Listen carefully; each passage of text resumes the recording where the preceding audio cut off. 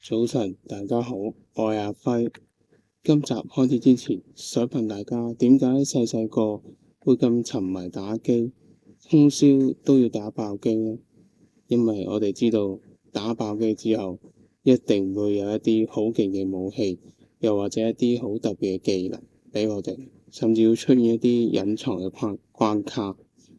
生 cancer， 大家會覺得係一件好不幸嘅事，但係塞翁失馬，焉知非福，有時世事難料，我哋凡人好難明白上天俾我哋嘅安排。今日我要同大家分享我患癌至今1年半，走過晒致癌嘅過程，最終我得到咗好多價值連城嘅寶物。上一集我講到我哋喺內心交戰階段，要同我哋嘅心魔交戰，要同原始慾望交戰，要忍辱負重，抵抗外界嘅壓力。當我哋都能夠一一戰勝呢啲心理關口之後，最後你終於得到咗寶藏啦，好開心！今集終於可以講到患癌期間你會經歷嘅最後一個階段，亦都係最寶貴嘅一個階段——覺悟傳承階段。覺悟傳承階段嘅第一個時期，覺悟看破時期。當我哋從內心交戰嘅深淵獨戰群魔，經過一番惡鬥之後，最後你破繭而出，呢個感覺就好似由地獄折返人間，火鳳重生，又好似《西遊記》嘅孫悟空咁，雖然俾太上老君困咗喺八卦爐入面燒足749日，但最後竟然俾佢練成咗金睛火眼，破爐而出。突然間你會豁然開朗，呢一刻你既覺悟咗，亦看破咗。覺係個今是而作非。今日嘅我終於明白到健康係要向內尋嘅，呢個先係啱嘅事。而昨日嘅我卻以為健康係要不斷向外求，其實係一件錯嘅事。何解？因為從前患重病嘅時候，我千里訪名醫，又要去揾乜嘢靈丹妙藥，以為咁樣先可以醫好個病。但今日卻發覺，原來最厲害嘅名醫，最好嘅靈丹妙藥，根本就住喺我哋身體入面。其實名醫就係我哋自己本人。所以喺呢個覺嘅時候，我終於明白到一直以嚟我哋對待身體嘅方法都係錯嘅。而今日我獲得寶貴新知之後，先真正知道善待自己身體嘅正確方法。所以覺悟看破時期嘅覺，就係覺今是而作非。悟就係經過體悟之後嘅醒悟，係從體悟病苦折磨，然後同心魔交戰之後，突然間你醒唔到所有嘅一切其實都係自己嘅選擇。健康嘅主導權原來一早就喺自己手上，絕對唔係喺醫生把口度。最好嘅方法原來往往就係最簡單、最平凡、最唔起眼嘅方法。要回復身體健康，唔需要幾千億嘅儀器，因為人體內天生就有好強大嘅自我修復能力。上天一早就已經喺我哋身體度設計咗一套比英偉大嘅晶片仲要勁嘅 AI。我哋只要俾足夠能量我哋嘅身體，佢自然可以發揮佢本來嘅威力。咁你會問，能量從何而得啊？從日常生活可得。簡單啲講，就係營養飲食、充足睡眠、開心嘅情緒、適當嘅運動。最後最重要當然就係補充足夠嘅熱能啦。你可能會覺得呢啲全部都係廢話，但其實就係咁簡單。雖然係咁簡單，人人可做，但話又說回來，咁簡單嘅事對於我哋都市人嚟講，要做得好其實都唔係咁容易啊。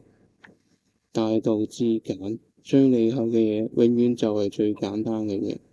但問題係，我哋竟然生活咗咁耐都唔知。確實呢啲嘢又從來都冇人教過我哋。如果有人同你講人體係有使用說明書嘅，需要學習嘅，你又會聽咩？所以我自己都兜咗好大條路，兜兜轉轉，尋尋覓覓，經歷咗苦難折磨階段，喺出現轉機階段獲得指引，最後衝破埋各種嘅心理交戰，最尾先至醒悟到，原來大道至簡，最好嘅方法原來就係咁簡單。所以覺悟看破時期嘅悟，就係你終於醒悟到健康嘅主導權原來一早就喺我哋手上。因為要回復要回復健康，只需要最簡單最平凡人人可以做到嘅方法。醒悟，然後就看破咗生死。死亡並唔可怕，但最可怕係點樣死法，同埋你死之前又係咪可以真真正正嘅生活呢？係生活而唔係生存，唔係苟延殘喘。乜嘢疾病，甚至我哋一般人好驚嘅癌症，其實都只係名字嚟嘅。假設我冇被確診患上癌症呢啲危疾，又或者重症，但如果本身就周身病痛，點醫都醫唔好，受盡病苦嘅折磨，食唔到，瞓唔到，屙唔到，搞到我每日都半生不死咁。就算冇被冠上疾病嘅名字，咁又如何呢？一樣係痛苦啊！其實現今好多病都係主流醫學同我哋去定義嘅，而我哋好多時都成日俾啲病名，成日俾啲病嘅名所嚇到。重點其實係你嘅生活點樣過，你食得好唔好，瞓得好唔好，屙得好唔好，反而咩指數咩病名都係其次。所以覺悟看破時期嘅看破，就係看破咗疾病只係一個名字，生死唔可怕，但絕對唔好要我半生不死。看破更係睇穿咗人生最重要嘅嘢，莫過於食得、瞓得、餓得。人生冇乜嘢比呢三件事更加重要嘅啦。看破咗就自然豁然開朗。感恩每日起身都可以擘大隻眼，呢啲都唔係理所當然嘅事。其實今日起到身，今日就已經賺到啦。經歷咗覺悟看破時期之後，疾病嘅名字對佢嚟講已經唔太重要，佢就真係只係一個名啫。重點係你有冇一個好方法去處理佢，重點係你生活過得好唔好。從此你唔再需要俾任何思維框架去定義疾病嘅恐懼，你真真正正可以由疾病嘅恐懼之中解脫出嚟。啱啱所講嘅嘢，即正係我患癌1年半以嚟得到最寶貴嘅嘢。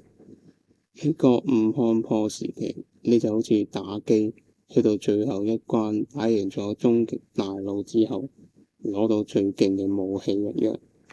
今次呢件武器係你思維上嘅解脫，呢個好重要，甚至比你個病可以好返晒呢件事更加重要。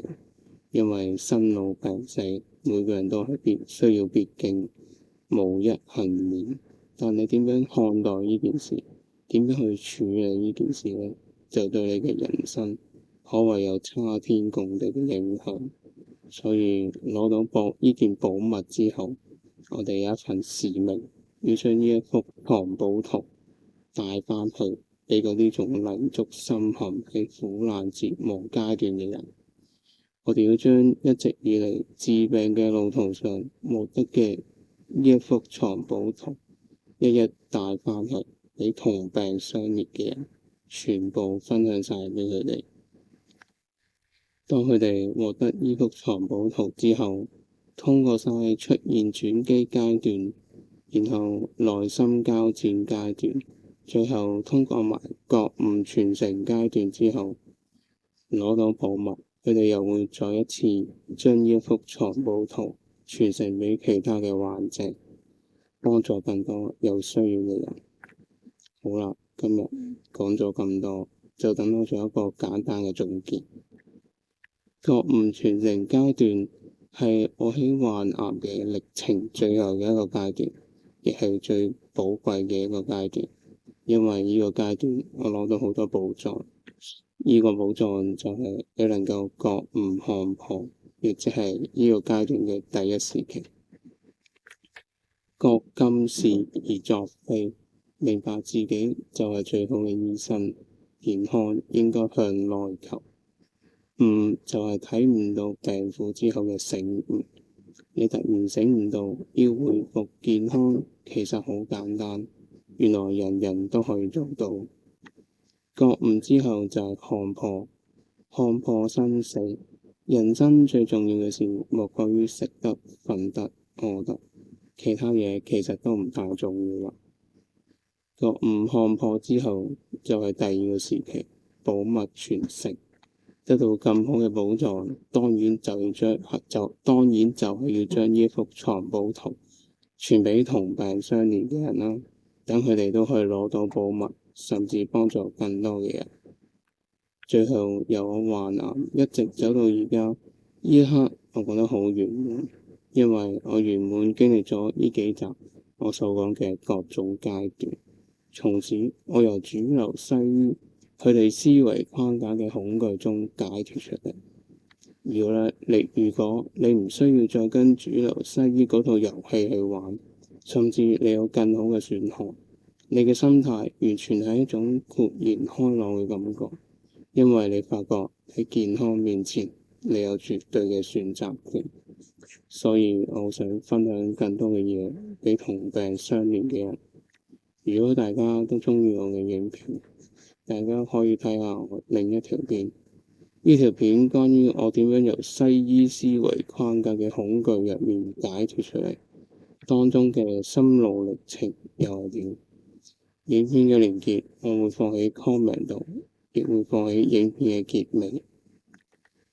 今集就講到呢一度，下一集會同大家講一個新嘅系列，係關於我除咗我患癌之外，其他突發嘅身體情況、身體狀況，同樣地，我用乜嘢思維框架去決定點樣應對，詳細過程又會係點，我都會一一同大家講解。好啦，今日我就分享到呢一度，下集再同大家傾過啦，拜拜。